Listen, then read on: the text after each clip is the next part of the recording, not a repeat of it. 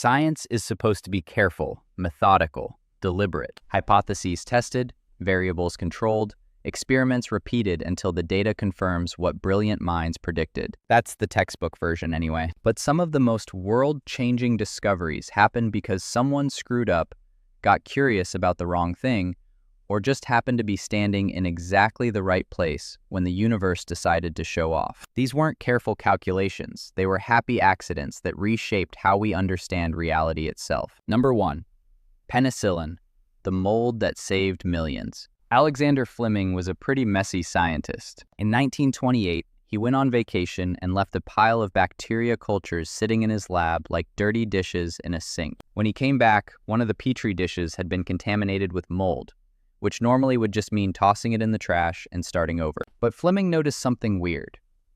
Around the mold, there was a clear ring where no bacteria grew. The mold was killing the bacteria. That contaminated dish became penicillin, the first true antibiotic, and it saved somewhere between 80 to 200 million lives since then. Before antibiotics, people died from infected paper cuts, childbirth, and minor surgeries all the time. Something as simple as strep throat could kill you. Fleming's sloppiness and curiosity about a ruined experiment gave us a weapon against bacterial infections that had been slaughtering humans for our entire existence. The mold was Penicillium notatum, and it was probably floating in through an open window.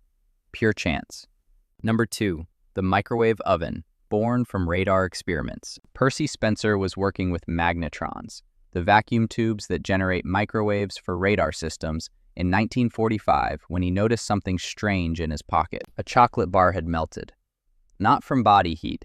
The thing had basically liquefied while he stood near the active magnetron. Instead of just being annoyed about his ruined snack, Spencer started experimenting. He put popcorn kernels near the magnetron, and they popped. He tried an egg, which exploded in a colleague's face when the pressure built up too fast. Spencer realized that microwaves could heat food from the inside out by making water molecules vibrate at ridiculous speeds. The first microwave oven was called the radar range, stood 6 feet tall, weighed 750 pounds, and cost about $70,000 in today's money. Now you can buy one for $50 and reheat pizza in 2 minutes. All because a guy paid attention to his melted chocolate instead of just grabbing another candy bar.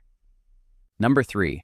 Saccharin, the sweet mistake. Konstantin Fallberg was researching coal tar derivatives in 1879, which sounds about as appetizing as it is. He was working with all kinds of chemicals, seeing what reactions he could produce. Standard chemistry lab work. After a long day, he went home without washing his hands thoroughly. When he ate dinner that night, everything tasted incredibly sweet. The bread, the meat, even his napkin when he touched it to his lips. He'd contaminated his hands with something from the lab. The next day, Fallberg went back and started tasting every compound he'd worked with, which is absolutely insane from a modern safety perspective, but was apparently normal back then. He found the sweet culprit and named it saccharin. It's 300 to 400 times sweeter than sugar. Your body can't metabolize it, so it has 0 calories, and it became the foundation for the entire artificial sweetener industry. Fallberg made a fortune, partly because he patented it without crediting his research supervisor, which started a bitter legal fight. The sweetest discovery came from unwashed hands and a willingness to lick laboratory chemicals. Number 4. Vulcanized rubber, cooked by accident. Charles Goodyear was obsessed with rubber. Natural rubber is useful, but terrible. In heat, it melts into goo. In cold, it becomes brittle and cracks, and it smells awful. Goodyear spent years trying to stabilize it, going broke, and even landing in debtor's prison while he experimented. In 1839, he was working with rubber mixed with sulfur when he accidentally dropped some on a hot stove. Instead of melting like it should have, the rubber charred slightly, but remained flexible and stable. The heat had caused a chemical reaction between the rubber and sulfur, creating crosslinks between the polymer chains. Goodyear called it vulcanization, after Vulcan, the Roman god of fire. This process made rubber useful for thousands of applications: tires, hoses, gaskets, shoe soles, waterproof clothing. Modern transportation would be impossible without vulcanized rubber. Goodyear died $200,000 in debt because he was better at inventing than business. But his accidental discovery became the foundation of industries worth billions. Number 5. X-rays, the invisible revelation. Wilhelm Röntgen was experimenting with cathode rays in 1895, shooting electrons through vacuum tubes to see what would happen. He'd covered his tube with black cardboard so no visible light could escape.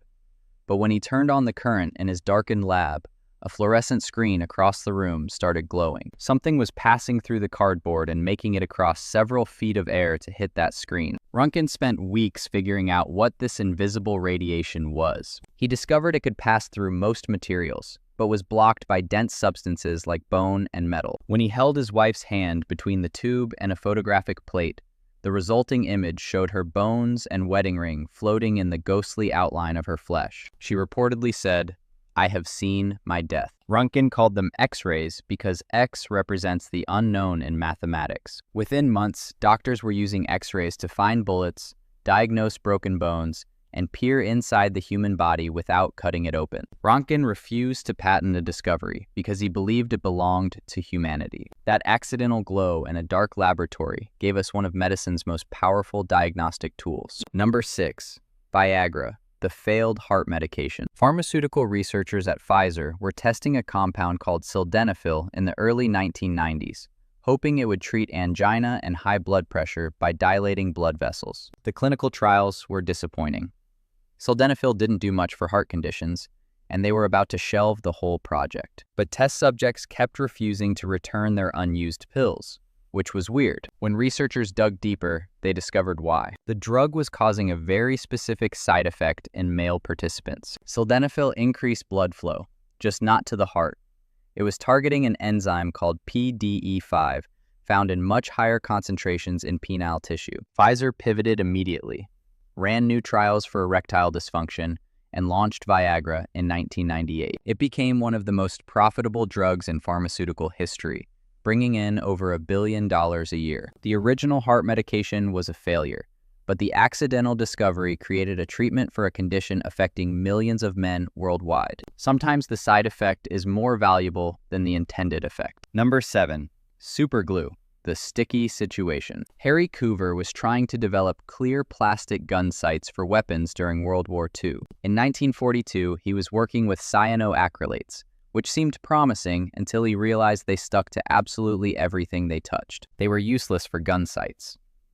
Coover moved on to other projects. 9 years later, in 1951, he was working at Eastman Kodak and experimenting with the same compounds for jet canopy materials. His colleagues spread some between the lenses of a refractometer to measure the refractive index, and the lenses bonded permanently together. The expensive instrument was ruined. That's when Coover realized what he had. Cyanoacrylates formed incredibly strong bonds almost instantly at room temperature when exposed to moisture, even the tiny bit of humidity in air. They required no heat, no pressure, no mixing. Eastman Kodak sold it as superglue starting in 1958. During the Vietnam War, a cyanoacrylate spray was used to seal wounds and stop bleeding in the field, saving countless lives before soldiers could reach proper medical care. Coover's failed gun sight became a household product in millions of junk drawers and an emergency medical tool. Number 8.